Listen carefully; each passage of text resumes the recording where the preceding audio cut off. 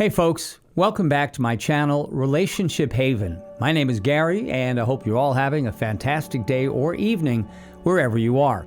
In today's story, OP found out his wife cheated on him with a colleague of hers after he hired a PI. The PI then revealed that OP's wife and her affair partner had numerous times talked about planning to take OP's life by poisoning him so they could hide their affair. The next story is an instant revenge story where OP's wife cheated on him with a guy she met at a bar and then immediately got herpes, and now her life is over. Let's get into today's stories. We got married in the year 2000, had 2 kids, and lived a generally happy life of a working couple. A few years ago, her interest in our relationship started tapering down. Whenever I brought it up, she'd attribute it to her work and the responsibilities of the kids. She'd shower me with some extra attention for a few days, and we'd move on. The discovery day was Valentine's Day in 2020. We had planned to cook together at home. When I returned home from work that day, she wasn't there. I checked her location on Find My iPhone, and she was at her favorite restaurant. She returned home drunk later and passed out. I checked her phone and found messages between her and the affair partner. We had shared our respective passcodes with one another. However, she had been very diligent about physically guarding her phone and deleting all their communications right away, but she missed the last few on account of being drunk. Also, it was the first time in years she had left her phone unattended. It usually went everywhere with her, even in the shower. She had been sleeping with her phone under the pillow for the past few years. After some time, I finally had confirmation of the affair and the identity of who the affair partner was, and still is. It turned out that he was a colleague of hers. He's married too. I chose not to confront the wayward spouse right away. I had been developing a growing awareness that she was becoming a masterful and smooth liar. Anytime she needed to explain her whereabouts, she would come up with a perfectly plausible excuse at the spur of the moment. I wasn't expecting anything out of confronting her other than being buried with 1,000 lies, such as it being a harmless flirtation or just a quick one-time indiscretion. I needed to know the depth of her affair. I instinctively knew it pretty much at this point, but I wanted solid data. I hired a private investigator and put some security cameras outside my home to see who was coming and going. The PI obtained the security footage at her favorite restaurant going back over a year. Many times, I was able to overhear her talking on her phone at home when she didn't think I was around or within earshot. The information came in through a fire hose. Their affair had been going on for 3.5 years at this point. Wayward spouse and affair partner had been privately gloating about being able to keep it a secret from their respective spouses for this long.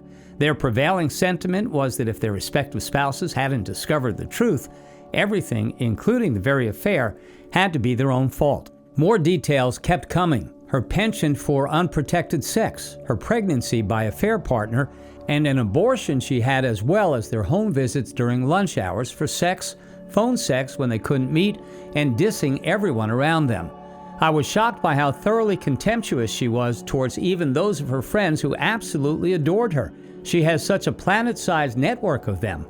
Other than her brother, parents, and 2 kids, this woman had nothing other than contempt towards every single human being.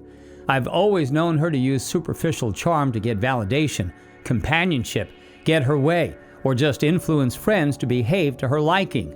I was still shell-shocked by discovering the real her, as my understanding of a narcissistic personality was very shallow at the time. The PI gave me names of the other affairs she had had or was still carrying on. She also slept with her boss, among others, as an example. Just when I thought it had been all there was, little did I know that there was a plot twist in the offing. The communications between her and affair partner started referring to killing a certain somebody by poisoning their food. She suddenly developed a recent penchant for making food for me, even though we had not been talking for weeks at this time. At the first reference to the killing, I stopped consuming anything she cooked for me. I only ate the food intended for the whole family, and even then, I wouldn't consume it if everyone else had already taken their share.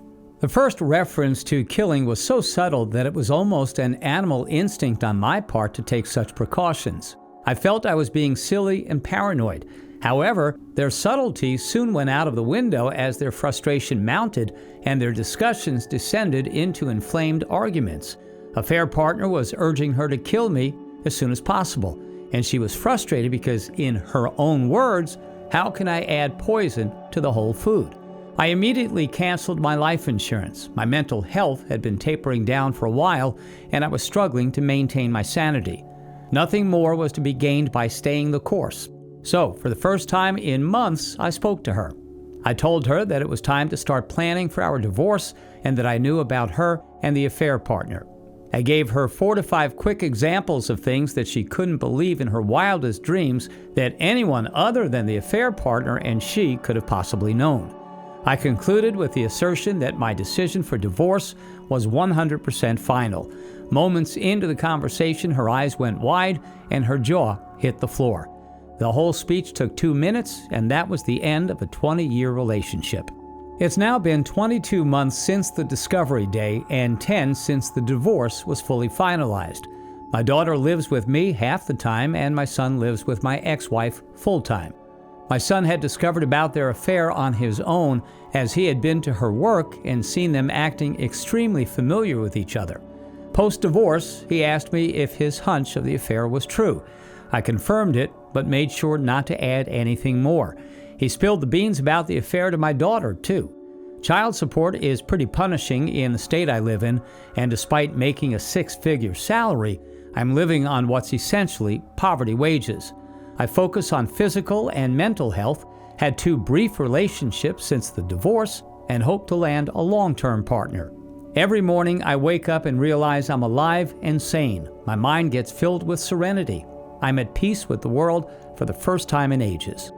Wow, OP, after reading your story, it sounds like your wife is not only a narcissist, but also a full-blown psychopath.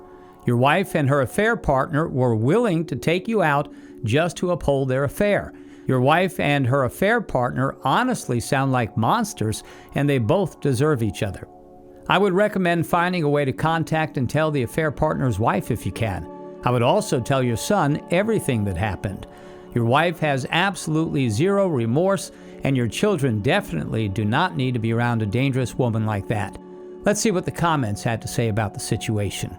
Big Cathead said, "Are you going to report this to the police? It's not conclusive proof of anything, but it is evidence worthy of an investigation."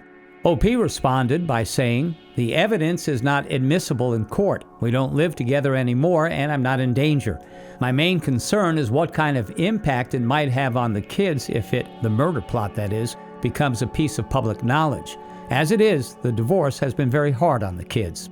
Accomplished Milk 816 said, "Wait, did she admit wanting to murder you? Do your kids know that? Did you tell the affair partner's spouse?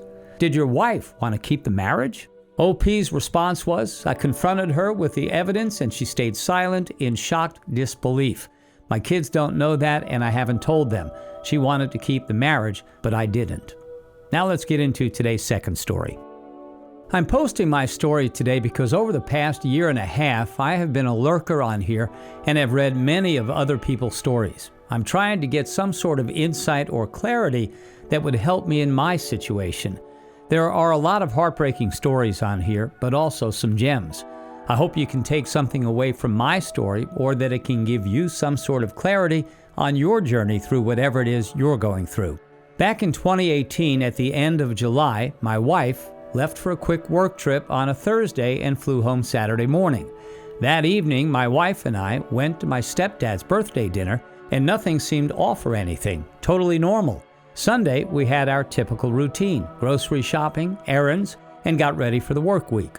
The following Monday, when the work week started, everything seemed normal, and we did our usual texting throughout the day, but on my way home from work, she texted me saying, "I think I have a yeast infection and I'm going to get it checked out." I made a joke saying, "Hopefully it's not an STD, LOL." She LOL'd back, and that was that. A few hours later, before I had seen her, she texted me and said, "Your comment earlier about it being an STD was weird. You don't think I'm cheating on you, do you?" I kind of laughed and texted back, "No, LOL." But something about that comment, for her to say that, did put me off a little. Thinking nothing of it, I went back to whatever I was doing. Looking back, This was red flag number 1. 2 days went by and she said that it got worse and that she was going back in. I thought to myself, wow, I feel bad for her because I know she has had something like this mildly before, but never this bad. When she came home from the doctor for the second time, she said she now has thrush and a severe yeast infection. I remembered thinking to myself, what is thrush? And she explained to me how it's a throat infection. I remember joking with her saying, well, if you're sick, stay away from me because I don't want to get sick. And I'm so glad I did stay away. Looking back, all of this was red flag number 2. For the next couple of days and into the weekend, she was pretty much bedridden. She called in to work and did some work things from home that she could. I remember not getting too close to her those handful of days and just kind of looking at her while she was either in bed or on the couch and just feeling bad. She was clearly sick and there really wasn't anything I could do. The following week, as she started to feel better, that's when I noticed something was going on with her. One day I came home from work and she was crying on the couch. I asked her what was wrong and she said that she was going to start seeing a counselor. I was a bit puzzled, but I said okay and asked if I was going to go too or if I needed to go. She said no and that she just hasn't been feeling herself and needed to talk to someone. I said okay, red flag number 3. A few days later, I get out of the shower and she is sitting on the bed crying again. I asked, what's going on? And she said to me, is this as good as it gets? Is this what we want? Is this what you want? Is this what I want? Is there anything more to life than this? I remember being a little caught off guard because it took a second to register what she was asking. I didn't really know what to say and I asked her, what do you mean? She just responded with a never mind, and I can't recount what happened after that. Then on August 14th at 9 p.m., we are getting in bed and she starts crying again. I ask her, what's the matter? And she starts crying even harder. I told her, I know something has been going on these last couple of weeks, and whatever it is, I just want you to know I love you, and whatever it is, we will work through it. She said, I can't tell you. If I tell you, you won't want to work it out. It was at that moment I started to feel the butterflies and adrenaline, or whatever you want to call it, in my stomach, and I said, please tell me. Then she hit me with it. I had a one-night stand. It was in that moment all the red flags, all the little things that were going on in those previous weeks all came together like one big puzzle. Here's what happened. When she was through with work for the day, she went to a bar to have a drink before going back to her hotel. She sent me a picture of the beer she was drinking, and I said, the nightly, love you, good night. While she was at the bar, she met a guy with the same name as me. Go figure. She ended up talking to him all night and having a few more drinks, and they left the bar at about 2 a.m. They went back to his house where she then performed oral, and then they had sex without a condom. Turns out he had herpes and ended up giving it to her, and that yeast infection and thrush in her throat was actually the herpes outbreak.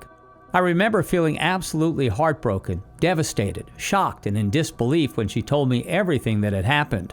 I was pretty messed up for a few months following Discovery Day, so much that I had to get on meds for a while to get me straight.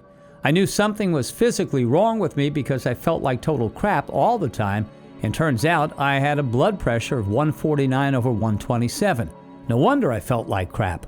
I would say we had a good marriage. We were everyone's favorite couple. My dad even called us Ken and Barbie. I'm just trying to give you some context because we were not dysfunctional, nor did we have some serious and obvious marital issues. But I guess what happened kind of proves otherwise. I remember when I told some of my close friends and family, everyone had the same wide-eyed look and the same, "Are you serious?" response. It was a total shock to me as well as everyone that knew us. She's been going to a counselor this entire time and digging into everything that happened. The whys, the hows, the whats, all of it. She has told me she doesn't know why, out of all the times she's been hit on by guys, why she gave in this time. It doesn't really matter though, because what's done is done, and all it takes is one time to bring a marriage crumbling down. She did say he made her feel wanted, gave her attention, and I guess validated her by telling her she was beautiful. If that's all it took, she has her own issues to deal with, and unfortunately, she wasn't adult enough to really get them out or say that something was really wrong before it was too late. It's been over 1.5 years and we are separated, but this is still a major roadblock for me in my life. I have chosen to walk away from her and our marriage, and I struggle because this is never what I wanted. She wants to stay together and make it work, but for me, the damage is too great. Over this last year and a half, I do think she has tried to do the right things to try to make it work, but with the STD involved, I just can't. With all of what happened and knowing the details, I just can't do it. For me, the disrespect is too great, the humility is too much, and it was an act that was just uncalled for and was so selfish. It's sad because she knows she ruined a perfectly normal marriage and wishes she could take it back and wants a redo, but she made her choices that night. Plenty of them led her down that path.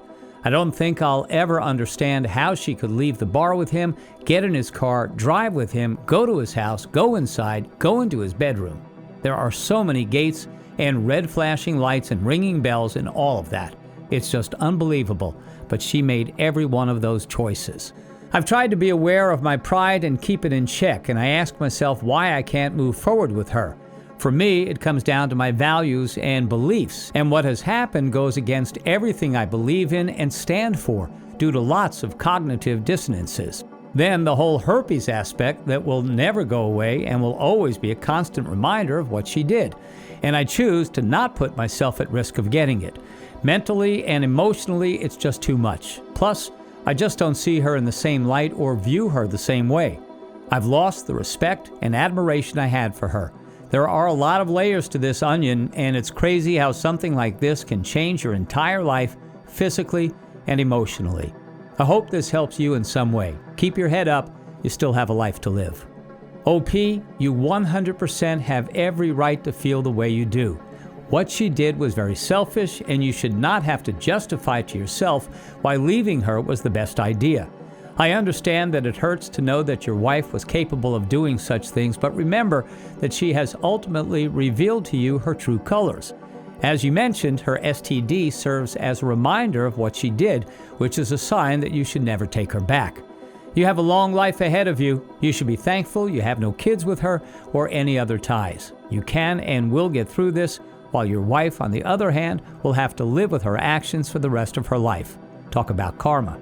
Thanks for taking your time to listen to today's stories. Don't forget to like and subscribe if you haven't done so as of yet, and comment below on what your thoughts are on today's stories. If there's a story you would like to share with me about your own situation or someone else's, then please do not hesitate to contact me. Take care, everyone. Take care.